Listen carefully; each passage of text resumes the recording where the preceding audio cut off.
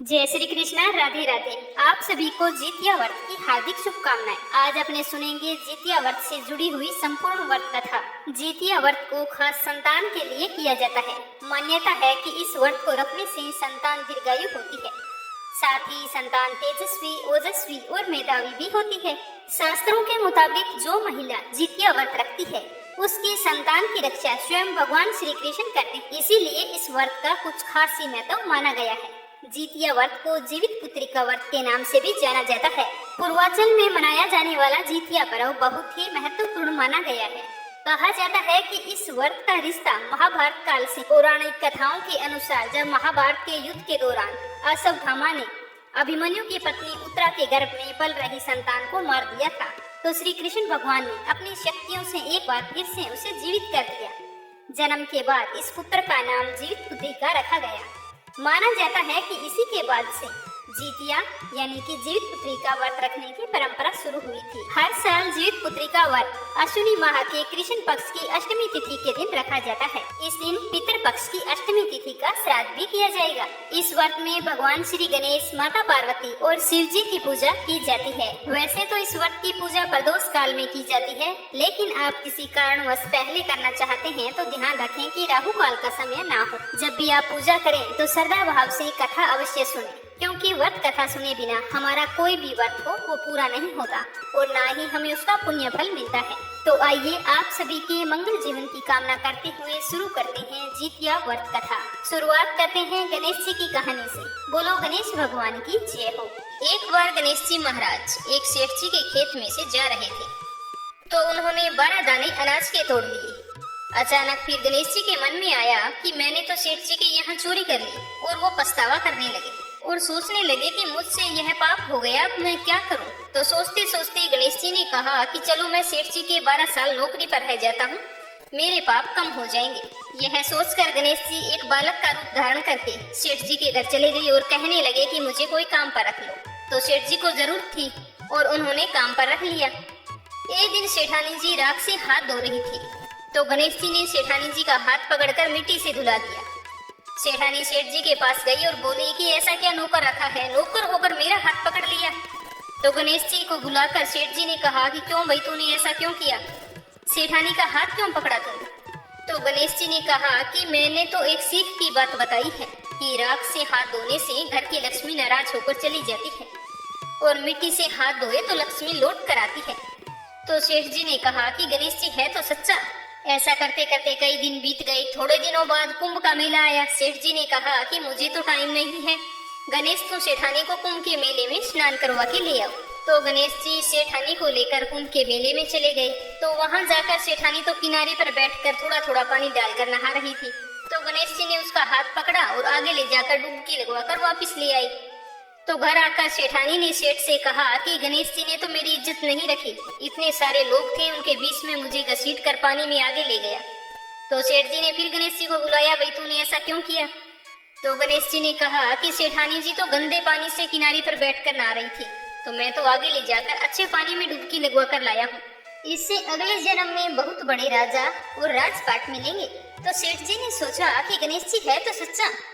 एक दिन सेठ जी के घर में पूजा पाठ हो रही थी, हवन हो रहा था। तो सेठ जी हवन पर बैठे थे और गणेश जी को कहा कि जाओ सेठानी को बुला कर लाओ। तो जैसे ही गणेश जी सेठानी को बुलाने अंदर गए तो सेठानी तो काली चुनरी ओढ़कर तैयार होकर गणेश जी के साथ चलने लगी। तो गणेश जी ने उस चुनरी को उतार कर फाड़ दिया और कहा कि लाल रंग की चुनरी ओढ़ के चलो। तो सेठानी नाराज होकर सो गई। उधर हवन पर बैठे हुए सेठ जी सेठानी का इंतजार कर रहे थे। काफी देर हो चुकी थी, सेठानी जी बाहर नहीं आई। तो सेठ जी उठकर स्वयं अंदर गए तो देखा तो सेठानी जी सो रही थी। तो सेठ जी ने कहा कि क्या बात है। तो सेठानी बोली कि आज तो गणेश जी ने हद ही कर दी, मेरी चुनरी फाड़ दी। तो सेठ जी ने गणेश जी को बुलाकर बहुत डांटा और कहा कि तुम बहुत बदमाशी करते हो। तो गणेश जी ने कहा कि पूजा पाठ में काले रंग का वस्त्र नहीं पहनते, इसीलिए मैंने तो सिर्फ लाल वस्त्र पहनने के लिए बोला था।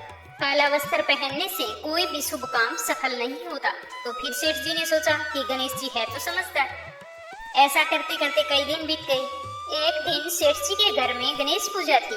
तो पंडित जी ने कहा कि वो तो गणेश जी की मूर्ति लाना तो भूल ही गए, अब क्या करेंगे। तो गणेश जी बोला कि मेरे को ही मूर्ति बनाकर विराजमान कर लो, आपकी पूजा सफल हो जाएगी, आपके सारे काम सफल हो जाएंगे।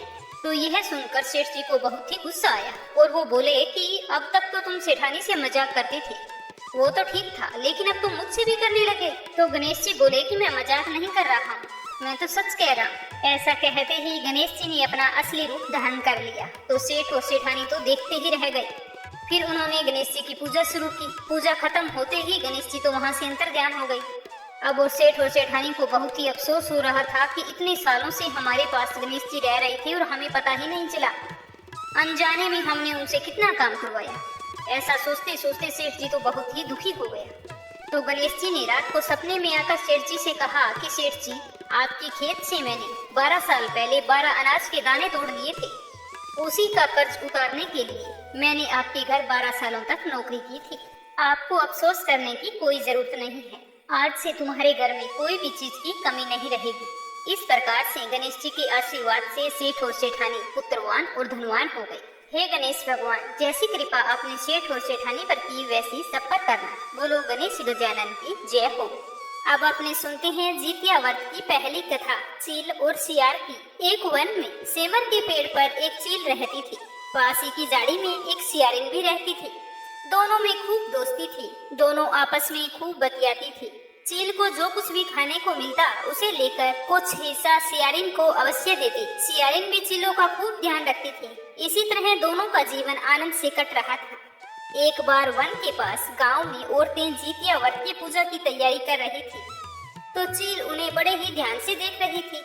तो उसने अपनी प्यारी सखी सियारिन को भी ये बताया। तो यह सुनकर दोनों की इच्छा हुई कि चलो वहाँ पर जाकर देखते हैं कि वो महिलाएं क्या कर रही है। तो दोनों ये सोचकर वहाँ पर जाकर बैठ गए और ध्यान से देखती रही। उन महिलाओं ने कैसे पूजा पाठ की और उसके बाद में व्रत कथा कही और सुनी। सारी पूजा पाठ को उन दोनों ने बड़ी ही गौर से श्रद्धा पूर्वक देखा और सुना। बाद में उन दोनों ने निश्चय किया कि हम भी यह व्रत करेंगे। तो यह निश्चय करके सियारिन और चील ने व्रत रख लिया। बड़ी निष्ठा और लगन से दोनों ने व्रत रखा। दिन भर भूखे प्यासे मंगल कामना करते हुए सारा दिन गुजार दिया। मगर रात होते ही सियारिन को तो भूख लग गई। जब उसे भूख बर्दाश्त नहीं हुई तो वह जंगल में जाकर मांस और हड्डी खाने लगी। जैसे ही वो हड्डी चबा रही थी तो कड़कड़ की आवाज हुई। तो चील ने पूछा कि सियारिन, यह कड़कड़ की आवाज कहाँ से आ रही है? तो सियारिन ने कहा कि बहन, मेरा तो भूख के मारे पेट गुड़गुड़ा रहा है, यह तो उसी की आवाज है। लेकिन चील को पता चल गया था। उसने सियारिन को खूब डांटा कि जब व्रत हो नहीं सकता था तो संकल्प क्यों लिया, और अगर व्रत का संकल्प ले लिया है तो एक रात में क्या बिगड़ जाता। तो चील की बात सुनकर सियारिन लज्जा गई और चील से माफी मांगने लगी। पर व्रत तो भंग हो चुका था, माफी मांगने का क्या फायदा। चील ने तो रात भर भूखे रहकर अपने व्रत को श्रद्धा पूर्वक पूरा किया और फिर वह पूरी श्रद्धा से हर वर्ष जितिया व्रत को करती थी। दूसरे जन्म में दोनों मनुष्य रूप में राजकुमारी बनकर एक ही घर में जन्म लिया। सियारिन तो बड़ी बहन बनी और चील उसकी छोटी बहन। समय के साथ दोनों बड़ी हो गई तो सियारिन की शादी राजकुमार से हो गई और छोटी बहन जो चील थी उसकी शादी राज्य के मंत्री पुत्र से हो गई। समय बीतने पर दोनों राजा और मंत्री बने। सियारिन रानी के जब भी बच्चा होता तो होते ही मृत्यु को प्राप्त हो जाता और उसकी छोटी बहन के बच्चा होता तो वह बहुत ही हट्टा कट्टा और तंदुरुस्त होता। तो बड़ी बहन बार बार अपने बच्चों को खोने के दुख से बहुत ही दुखी रहने लगी और साथ ही अपनी छोटी बहन से ईर्ष्या भी रखने लगी। एक बार उसने अपनी छोटी बहन के बच्चों के सर कटवाकर एक डिब्बे में बंद कर दिए और बहुत ही खुश हुई कि मेरे जैसे ही मेरी छोटी बहन हो गई है। लेकिन क्या देखती है कि थोड़ी ही देर बाद में उसकी छोटी बहन के बच्चे माँ माँ करते हुए दौड़ते हुए आते हैं। तो यह देखकर वो आश्चर्यचकित हो उठती है और जाकर जिस डब्बे में उनके सर काटकर बंद किया था उस डिब्बे को खोलकर देखती है तो आश्चर्यचकित हो उठती है, क्योंकि उस डिब्बों में बहन के बच्चों के सर नहीं बल्कि मिठाई पड़ी। तो उसने कई बार और प्रयत्न किए, बहन के बच्चों को मारने की कोशिश करती, कभी उसके पति को मारने की कोशिश करती, पर वो कभी भी सफल नहीं हुई। समय बीतता गया, वो इस तरह की कोशिश करते करते हार चुकी थी। तो एक दिन उसने देखा कि उसकी छोटी बहन सज धज कर पूजा की थाली लेकर कहीं जा रही थी। तो उसने पूछा कि तुम कहाँ जा रही हो? तो उसने बताया कि मेरा आज जितिया व्रत है। तो यह सुनकर उसकी बड़ी बहन बोली कि यह व्रत तुम क्यों रखती हो, इसके रखने से क्या फल मिलता है? तब वह बोली कि बहन, इस व्रत को करने से निसंतान को संतान की प्राप्ति होती है और जिनके संतान है उन्हें आरोग्य जीवन और लंबी उम्र का आशीर्वाद मिलता है। भगवान श्री कृष्ण उनके बच्चों की रक्षा करते हैं। इस तरह व्रत का महत्व बताते हुए वो अपनी बड़ी बहन से बोली कि बहन, मैं तो कहती हूँ कि तुम भी जितिया व्रत करो, तुम्हारी गोद अवश्य हरी हो जाएगी। तो अपनी छोटी बहन के मुख से ऐसी बात सुनकर उसे अपनी भूल का आभास हो गया कि जो मेरी सुनी गोद की परवाह करती है, मैं उसी की गोद को उजाड़ने पर तुली हूँ। वह हाथ जोड़कर रोकर अपनी बहन से माफी मांगने लगी। तो उसकी छोटी बहन ने उसे माफ कर दिया और उसे अपने साथ पूजा करने के लिए ले गई और वहाँ जाकर जितिया व्रत की विधि विधान से पूजा की और व्रत रखवाया, व्रत कथा सुनी। व्रत के प्रभाव से रानी ने 9वें महीने बहुत ही सुंदर पुत्र को जन्म दिया। फिर दोनों बहनें हंसी खुशी रहने लगी और हर साल जितिया व्रत रखने लगी। दूसरी कथा, गंधर्वों के राजकुमार का नाम जिमुतवाहन था। वे बड़े उदार और परोपकारी थे। जिमुतवाहन के पिता ने वृद्धावस्था में वानप्रस्थ आश्रम में जाते समय इनको राज सिंहासन पर बैठाया, किंतु इनका मन राजपाट में बिल्कुल भी नहीं लगता था। तो अपने राज्य का भार अपने भाइयों पर छोड़कर स्वयं वन में अपने पिता की सेवा करने के लिए चले गए। एक दिन वन में जिमुतवाहन की मुलाकात मल्यवती नामक राजकन्या से हुई और दोनों में प्रेम हो गया। एक दिन जब वन में दोनों घूम रहे थे तो जिमुतवाहन काफी आगे निकल गए। तब उन्हें एक वृद्धा विलाप करते हुए दिखाई दी। तो इस तरह उसे रोते बिलखते देखकर जिमुतवाहन उसके पास गई और रोने का कारण पूछा। तो वृद्धा ने रोते हुए बताया कि मैं नागवंश की स्त्री हूँ, मेरे इकलौता पुत्र है। पक्षीराज गरुड़ के कोप से मुक्ति दिलाने के लिए नागों ने यह निर्णय लिया था कि रोजाना वो गरुड़ के पास एक नाग भेजते रहेंगे। तो आज मेरे पुत्र शंखचूड़ की बलि का दिन है। आज मेरे पुत्र का जीवन संकट में है और थोड़ी ही देर बाद मैं पुत्र विहीन हो जाऊंगी। एक स्त्री के लिए इससे बड़ा दुख क्या होगा कि उसके जीते जी उसका पुत्र ना रहे। तो इस तरह बताते हुए वह बुरी तरह से विलाप करने लगी। जिमुतवाहन को यह सुनकर बहुत ही दुख हुआ। तो उसने उस वृद्धा को आश्वासन देते हुए कहा कि डरो मत, मैं तुम्हारे पुत्र के प्राणों की रक्षा अवश्य करूंगा। आज मैं उसके स्थान पर खुद को लाल कपड़े में ढककर वंदेशिला पर लेट जाऊंगा ताकि गरुड़ मुझे खा जाए और तुम्हारा पुत्र बच जाए। इतना कहकर जिमुतवाहन ने शंखचूड़ के हाथ से लाल कपड़ा ले लिया और उसे स्वयं पर लपेटकर गरुड़ को बलि देने के लिए चुनी गई जो जगह थी वंदेशिला, उस पर लेट गई। नियत समय पर गरुड़ बड़े ही वेग से वहां पर आए और लाल कपड़े में ढके हुए जिमुतवाहन को पंजे में दबोचकर पहाड़ की ओर चले गए और पहाड़ के शिखर पर जाकर बैठ गए। गरुड़ ने अपनी कठोर चोंच से उस पर प्रहार किया। जिमुतवाहन के शरीर से बड़ा सा मांस का हिस्सा नोच लिया। इसकी पीड़ा से जिमुतवाहन की आंखों से आंसू बह निकले और वो दर्द से कहराने लगे। अपने पंजे में जकड़े प्राणी की आंखों में आंसू और मुंह से कराह सुनकर गरुड़ बड़े ही आश्चर्य में पड़ गए, क्योंकि ऐसा पहले कभी नहीं हुआ था। तो उन्होंने जिमुतवाहन से उनका परिचय पूछा। तो जिमुतवाहन ने अपना सारा किस्सा कह सुनाया और साथ ही बताया कि एक स्त्री के पुत्र की रक्षा के लिए मैं अपने प्राणों की बलि देने के लिए आया हूँ। आप मुझे खाकर भूख शांत करें। तो यह सुनकर गरुड़ उनकी बहादुरी और दूसरे की प्राण रक्षा के लिए स्वयं का बलिदान देने की हिम्मत से बहुत ही प्रभावित हुए। उन्हें स्वयं पर पछतावा होने लगा और वो सोचने लगे कि एक मनुष्य है जो दूसरे के पुत्र की रक्षा के लिए स्वयं बलि दे रहे हैं और एक मैं हूँ जो देवों के संरक्षण में हूँ किंतु दूसरों की संतान की बलि ले रहा हूँ। उन्होंने जिमुतवाहन को तुरंत मुक्त कर दिया और कहने लगे कि हे उत्तम मनुष्यों में तुम्हारी भावना और त्याग से मैं बहुत ही प्रसन्न हूँ। मैंने तुम्हारे शरीर पर जो घाव किए हैं उन्हें तुरंत ठीक कर देता हूँ। तुम अपनी प्रसन्नता के लिए मुझसे कोई वरदान मांग सकते हो। तो गरुड़ की यह बात सुनकर राजा जिमुतवाहन ने कहा कि हे पक्षीराज, आप तो सर्वसमर्थ हैं। यदि आप प्रसन्न हैं और वरदान देना चाहते हैं तो आप सर्पों को अपना आहार बनाना छोड़ दें। आपने अब तक जितने भी प्राण लिए हैं उनको जीवन दान प्रदान करें। तो गरुड़ ने सबको जीवन दान दे दिया और नागों की बलि न लेने का वरदान भी दिया। इस प्रकार जिमुतवाहन के साहस से नाग जाति की रक्षा हुई। गरुड़ ने कहा, तुम्हारी जैसी इच्छा वैसा ही होगा। हे राजा, जो स्त्री तुम्हारे इस बलिदान की कथा सुनेगी और विधिवत पूर्वक व्रत का पालन करेगी उसकी संतान मृत्यु के मुख से भी निकल आएगी। तभी से पुत्र की रक्षा हेतु जिमुतवाहन की पूजा की प्रथा शुरू हो गई। यह कथा माना जाता है कि कैलाश पर्वत पर भगवान शंकर ने माता पार्वती को सुनाई थी।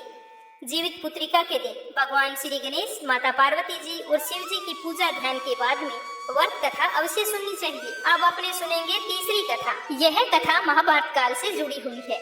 जब महाभारत का युद्ध हुआ था उसके बाद में अपने पिता की मृत्यु के बाद में अश्वत्थामा बहुत ही नाराज थे। और उनके अंदर बदले की आग जल रही थी। बदला लेने के लिए अश्वत्थामा ने पांडवों के शिविर में घुसकर वहां पर 5 सोए हुए लोगों को पांडव समझकर मार दिया, लेकिन वे सभी द्रौपदी की 5 संतानें थी। तो उसके इस अपराध के कारण अर्जुन ने उसे बंदी बना लिया और उसकी दिव्य मणि भी छीन ली, जिसके फलस्वरूप अश्वत्थामा ने उत्तरा की अजन्मी संतान को गर्भ में मारने के लिए ब्रह्मास्त्र का उपयोग किया, जिसे निष्फल करना नामुमकिन था। उत्तरा की संतान का जन्म लेना भी बहुत ही जरूरी था, इसीलिए भगवान श्री कृष्ण ने अपने सभी पुण्यों का फल उत्तरा की अजन्मी संतान को देकर उसको गर्भ में ही पुनर्जीवित कर दिया। गर्भ में मरकर जीवित होने के कारण उसका नाम जीवित पुत्रिका पड़ा और आगे जाकर यही राजा परीक्षित बना। तभी से इस व्रत को बड़ी ही श्रद्धा पूर्वक किया जाता है। अब सुनते हैं श्री कृष्ण के अवतार जगन्नाथ की कहानी। बोलो भगवान जगन्नाथ जी की जय हो। एक बार कर्माबाई नाम की एक महिला रहती थी। वह महिला भगवान जगन्नाथपुरी की भक्ति में खोई रहती थी। भगवान जगन्नाथ की अनन्य भगत थी। भगवान श्री कृष्ण के परम उपासक ठाकुर जी के बाल रूप से रोजाना वह ऐसी बातें करती जैसे ठाकुर जी उनके पुत्र हों और उनके घर में वास करते हों। एक दिन कर्माबाई की इच्छा हुई कि ठाकुर जी को फल मेवे की जगह कुछ अपने हाथों से बना हुआ खिलाऊं। तो उन्होंने जगन्नाथ प्रभु को अपनी इच्छा बतलाई और कहा कि मैं आज मेरे हाथों से बनाया हुआ तुम्हें कुछ भोग लगाना चाहती हूँ, इसीलिए मुझे बताओ कि मैं तुम्हें क्या खिलाऊं। ये मेरी दिली इच्छा है। तो भगवान तो भक्तों के लिए सर्वथा प्रस्तुत है। भगवान जी बोले कि माँ, जो भी आपने बनाया हो वही खिला दो। आज तो बहुत जोरों की भूख लगी है और कुछ मत बनाना, क्योंकि मुझे बहुत जोरों की भूख लगी है, मुझसे इंतजार नहीं होगा। अब जल्दी करो, जो भी बनाया है जल्दी से ले आओ। इतना सुनते ही कर्माबाई तो बहुत ही खुश हुई। उसने उस दिन खिचड़ी बनाई थी तो ठाकुर जी को खिचड़ी खाने के लिए दे दी। प्रभु बड़े चाव से खिचड़ी खाने लगे और कर्माबाई ये सोचकर भगवान को पंखे से हवा देने लगी कि कहीं गर्म खिचड़ी से मेरे ठाकुर जी का मुंह ना जल जाए। संसार को अपने मुख में समाने वाले भगवान को कर्माबाई एक माता की तरह पंखे से हवा डाल रही थी और भगवान जगन्नाथ भगत की भावना में भाव विभोर होकर जल्दी जल्दी खिचड़ी खा रहे थे। सारी खिचड़ी खत्म करके भगवान जी ने कहा कि माँ, मुझे आज तो खिचड़ी बहुत अच्छी लगी। आप ऐसा करना, आप रोजाना मेरे लिए खिचड़ी ही बनाना, मैं तो रोज यहीं आकर खा जाया करूँगा। तो यह सुनकर कर्माबाई की खुशी का कोई भी ठिकाना नहीं रहा। अब तो रोजाना कर्माबाई रोज सुबह जल्दी उठती और सबसे पहले खिचड़ी बनाती, बाकी सब कुछ बाद में करती। भगवान जी भी सुबह सवेरे दौड़े दौड़े आते और आते ही कहते, माँ, जल्दी से मेरे लिए खिचड़ी लाओ। बस इतना कहते ही कर्माबाई जल्दी से खिचड़ी ले आती और भगवान जी को बड़े प्रेम से खिलाती और भगवान जी खिचड़ी खाने के बाद रोजाना तारीफ करते हुए चले जाते। अब प्रतिदिन दोनों का यही कर्म बन गया। भगवान सुबह सुबह आते, भोग लगाते, माँ की तारीफ करते और फिर चले जाते। एक बार की बात है कि एक महात्मा कर्माबाई के घर आया और कहा कि माता जी, मैं आपके घर एक रात विश्राम करना चाहता हूँ, सुबह जल्दी चला जाऊंगा। तो कर्माबाई ने कहा, कोई बात नहीं, ठीक है, हाथ मुंह धो लो और भोजन करो, सुबह चले जाना। तो महात्मा जी ने देखा कि कर्माबाई ने बड़े ही श्रद्धा भाव से सेवा की है। वो कर्माबाई की अतिथि सेवा भक्ति देखकर बहुत ही प्रसन्न हुई। लेकिन ये क्या, जब सुबह महात्मा जी उठे तो देखा कि कर्माबाई सुबह जल्दी जल्दी उठकर सबसे पहले खिचड़ी बना रही है। तो महात्मा जी तो नाराज हो गई और कहने लगे कि माता जी, आप यह क्या कर रही हैं? बिना नहाए धोए रसोई घर में घुस गई और भोजन बना रही है, ये सही नहीं है। एक महिला को बिना नहाए धोए रसोई में कभी भी प्रवेश नहीं करना चाहिए। आपको सबसे पहले नहा धोकर पूजा पाठ करनी चाहिए, लेकिन आपको तो अपने पेट की चिंता सता रही है, पूजा पाठ कब करें? तो कर्माबाई बोली कि क्या करूं महाराज, संसार जिस भगवान की पूजा अर्चना कर रहा होता है वही सुबह सुबह भूखे हो जाते होंगे। यही सोचकर मैं सब कुछ छोड़ छाड़ कर पहले उनके लिए खिचड़ी बनाती हूँ, ताकि वो खा पी कर पूजा अर्चना के लिए मंदिर में आराम से बैठ जाए। हे महाराज, मुझे तो भगवान की भूख की चिंता है, मुझे मेरे पेट की चिंता नहीं है। तो यह सुनकर महात्मा जी कर्माबाई को समझाने लगे कि माता जी, तुम भगवान को अशुद्ध कर रही हो। अब से ऐसा करना है कि सुबह पहले स्नान करना है और उसके बाद में रसोई की साफ सफाई करनी है, पूजा पाठ करनी है और उसके बाद में भगवान के लिए भोग तैयार करना है। इस तरह साधु महाराज कर्माबाई को समझाकर चले गए। तो कर्माबाई ने दूसरे दिन जैसा साधु महाराज ने कहा था वैसा ही किया। जैसे ही सुबह हुई भगवान आए और बोले कि माँ मैं आ गया हूँ, खिचड़ी लेकर आओ। तो कर्माबाई ने कहा कि प्रभु एक बार रुको, मैं स्नान कर रही हूँ। थोड़ी देर बाद भगवान ने फिर से आवाज लगाई कि जल्दी करो माँ, मेरे मंदिर के पट खुल जाएंगे, मुझे जाना होगा। तो वह फिर बोले कि अभी एक बार रुक जाओ, मैं रसोई की सफाई कर रही हूँ। भगवान सोचने लगे कि आज माँ को क्या हो गया, ऐसा तो पहले कभी नहीं हुआ, लगता है आज तो भूखा ही जाना पड़ेगा। यही सोचकर खिचड़ी का इंतजार कर रहे थे। कर्माबाई ने पहले स्नान किया, उसके बाद रसोई की सफाई की, उसके बाद में खिचड़ी बनाई। खिचड़ी बनते ही भगवान को आवाज देकर खिचड़ी परोस दी। तब भगवान ने जल्दी जल्दी खिचड़ी खाई, परंतु आज की खिचड़ी में रोज वाले भाव का स्वाद नहीं आया था। फिर भी उन्होंने जल्दी जल्दी खिचड़ी खत्म की और बिना कुछ बोले जल्दी जल्दी में बिना पानी पिए ही मंदिर की ओर भाग चले। बाहर निकलते ही भगवान ने जब साधु महात्मा को देखा तो वो समझ गए कि अच्छा ये बात है। अब मेरे समझ में आई कि मेरी माँ ने आज खिचड़ी बनाने में इतनी देरी कैसे कर दी। पहले स्नान, रसोई घर की सफाई और पूजा पाठ की पट्टी इसी साधु महात्मा ने पढ़ाई है। ये सब कुछ सोचते हुए भगवान जी जल्दी से जाकर मंदिर में बैठ गए। पूजा पाठ का टाइम हो चुका था। ठाकुर जी के मंदिर के पुजारी ने जैसे ही मंदिर के पट खोले तो देखा कि भगवान के मुख पर तो खिचड़ी लगी थी। पुजारी जी बोले कि प्रभु जी ये खिचड़ी आपके मुख पर कैसे लगी। तो पुजारी की बात सुनकर भगवान ने कहा कि पुजारी जी अब मैं आपसे क्या छुपाऊं, मैं रोजाना मेरी कर्माबाई के घर पर खिचड़ी खाकर आता हूँ। रोजाना तो जब मैं कर्माबाई के घर जाता था तो मुझे खिचड़ी बनी हुई तैयार मिलती थी, लेकिन आज मैं खिचड़ी खाने के लिए गया तो माँ ने कहा कि पहले मैं स्नान करूंगी, उसके बाद रसोई की सफाई करूंगी, पूजा पाठ करूंगी, उसके बाद में खिचड़ी बनाऊंगी। तो मेरी माँ ने इतने सारे काम करके उसके बाद में खिचड़ी बनाई और मैं वहाँ पर बैठा इंतजार कर रहा था। इसी वजह से मुझे देरी हो गई और मैंने जल्दी जल्दी खिचड़ी खाई और बिना मुंह धोए जल्दी से मंदिर में आ गया। आप मेरे लिए एक काम करो, उस गांव में जाओ, वो साधु महात्मा अभी तक वहीं पर रुका हुआ है, उसको समझाओ उसने मेरी माँ को ऐसी गलत पट्टी कैसे पढ़ाई है। कर्माबाई मेरी माँ है। एक माँ को अपने बच्चे को खाना खिलाने से पहले स्नान करने की कोई भी जरूरत नहीं होती। तो आप महात्मा को जाकर कहो कि आपने एक माँ को अपने बेटे के लिए ऐसे गलत पट्टी कैसे पढ़ाई। तो भगवान जी के कहे अनुसार पुजारी जी उस गांव में गए और जाकर महात्मा जी से सारी बातें कही कि भगवान तो भाव के भूखे हैं और ये कर्माबाई ये तो भगवान जी की माँ है। यह सुनकर महात्मा जी घबराए और जल्दी से कर्माबाई के पास गए और जाकर कहा कि माता जी माफ कर दो, ये नियम धर्म तो हम संतों के लिए है। आप तो जैसे पहले खिचड़ी बनाती थी वैसे ही बनाएं, आपके भाव से ही ठाकुर जी खिचड़ी खाते रहेंगे। तो यह सुनकर कर्माबाई बहुत ही खुश हुई, क्योंकि उस दिन जब साधु महाराज के कहे अनुसार कर्माबाई ने खिचड़ी बनाई थी और भगवान ने जल्दी जल्दी खाई और बिना पानी पिए चले गए, तो इस बात का कर्माबाई को बहुत ही अफसोस था। वो बस पूरा दिन यही सोच रही थी कि कहीं मेरे भगवान का मुंह ना जल गया हो, क्या पता भर पेट खिचड़ी खाई थी या भूखे ही चले गए, रात को नींद कैसे आएगी, बस इसी तरह का विचार कर रही थी। तो दूसरे दिन कर्माबाई ने सुबह उठते ही सबसे पहले खिचड़ी बनाई और भगवान की प्रतीक्षा करने लगी। तभी भगवान जी आए और बोले कि माँ जल्दी से खिचड़ी लाओ, बहुत जोरों की भूख लगी है। तो कर्माबाई ने हमेशा की तरह बड़े ही स्नेह पूर्वक भगवान जी को खिचड़ी परोसी और पंखे से हवा दी। तो भगवान को आज हमेशा की तरह खिचड़ी में वही स्वाद आ रहा था और बहुत ही खुशी हो रही थी।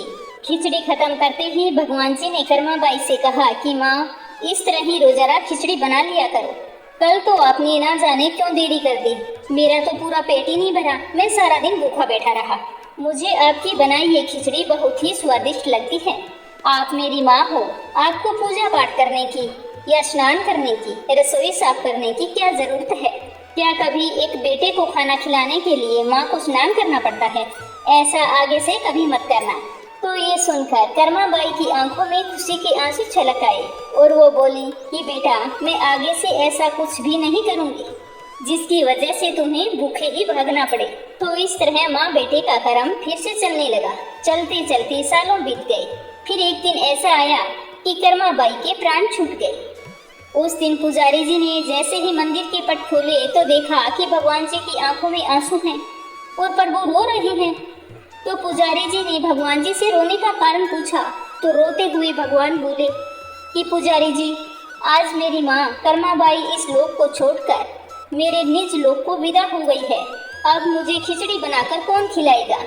यह कहकर प्रभु जी तो रोने लगे।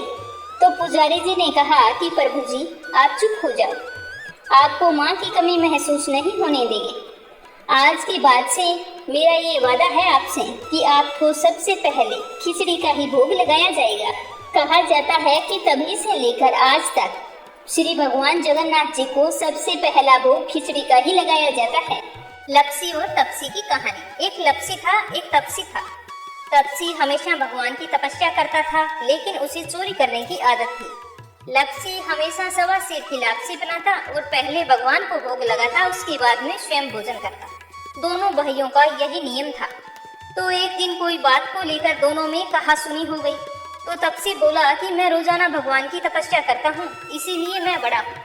तो लप्सी बोला कि मैं रोज भगवान को सवा सेर लापसी का भोग लगाता हूँ, इसीलिए मैं बड़ा हूँ। ऐसा कहते हुए दोनों जोर जोर से लड़ने लगे। तभी वहाँ से नारद जी गुजर रहे थे। दोनों को लड़ता हुआ देखकर वहाँ आए और उनसे पूछा कि तुम दोनों लड़ क्यों रहे हो? तो दोनों ने अपने आप को बड़ा बताया और साथ में बड़ा होने का कारण भी बताया। तो नारद जी बोले कि मैं तुम्हारा फैसला कर दूंगा, कल आऊंगा, बता दूंगा कि कौन बड़ा है। दूसरे दिन लप्सी और तपसी नहाकर अपनी रोज की भक्ति करने आए। तो नारद जी ने छुपकर 1.25 करोड़ की एक एक अंगूठी उन दोनों के आगे रख दी। जैसे ही भक्ति करते हुए तपसी की नजर उस अंगूठी पर पड़ी तो उसने चुपचाप से उठाई और अपने पैर के नीचे दबा ली। लप्सी की नजर अंगूठी पर पड़ी, लेकिन उसने ध्यान नहीं दिया। उसने पहले भगवान को भोग लगाया और फिर स्वयं भोजन करने के लिए बैठ गया। थोड़ी देर बाद नारद जी सामने आए तो दोनों ने पूछा कि अब बताओ हम में से कौन बड़ा है। तो नारद जी ने तपसी से खड़ा होने के लिए कहा। तो वो खड़ा हुआ तो उसके पैर के नीचे दबी हुई अंगूठी दिखाई दी। तो नारद जी ने तपसी से कहा, तपस्या तो तुम करते हो, इतनी तपस्या करने के बाद भी तुम्हारी चोरी करने की आदत नहीं गई। ये अंगूठी मैंने ही तुम दोनों के आगे रखी थी। मैं ये देखना चाहता था कि तुम दोनों में से किनके मन में लालच है। तो तूने तो अंगूठी दिखाई पड़ते ही जड़ से अपने पैर के नीचे दबा ली। लेकिन लप्सी का ध्यान अंगूठी पर जाने के बाद भी लप्सी ने अंगूठी को ना ही उठाया और ना ही ध्यान किया। उसने सिर्फ अपने भगवान जी में ही ध्यान रखा, उन्हें भोग लगाया और बाद में स्वयं भोजन करने लगा। इसीलिए लप्सी बड़ा है और तुम्हें तुम्हारी तपस्या का कोई भी फल नहीं मिलने वाला। जितनी चाहे मर्जी तुम तपस्या कर लो, तुम्हें इसका कोई भी फल नहीं मिलेगा। तो तपसी को यह सुनकर बहुत ही दुख हुआ और वह शर्मिंदा होकर नारद जी से माफी मांगने लगा और कहने लगा कि आज तक की मेरी गलती माफ करो और मुझे बताओ कि मुझे मेरी तपस्या का फल कैसे मिलेगा। आज के बाद कभी भी मैं चोरी नहीं करूंगा। तो नारद जी ने कहा कि यदि कोई गाय और कुत्ते की रोटी नहीं बनाएगा तो उसका फल तुझे मिलेगा। यदि कोई आदमी ब्राह्मण को भोजन करवाकर उसे दक्षिणा नहीं देगा तो उसका फल भी तुझे ही मिलेगा। अगर किसी को सूट, तीवल, साड़ी अगर हम देते हैं, उसके ऊपर अगर भेंट स्वरूप कुछ रुपए नहीं देंगे तो उसका फल भी तुझे ही मिलेगा। अगर कोई व्यक्ति दिए से दिया जलाएगा तो उसका फल भी तुझे ही मिलेगा। अगर कोई औरत आंगन लीपकर चौका नहीं लीपेगी तो उसका फल भी तुझे ही मिलेगा। यदि कोई व्रत कथा में सारी कहानी सुन ले लेकिन तुम्हारी कहानी ना सुने तो उसका फल भी तुझे ही मिलेगा। उसी दिन से हर व्रत कथा और कहानी के साथ लप्सी तपसी की कहानी कहीं और सुनी जाती है। हे भगवान, कहानी कहने में या सुनने में कोई भूल चूक हो गई हो तो क्षमा करना और अपने भक्तों पर अपनी कृपा दृष्टि बनाए रखना। सुख सौभाग्य का और संतान की लंबी आयु का आशीर्वाद देना। जय श्री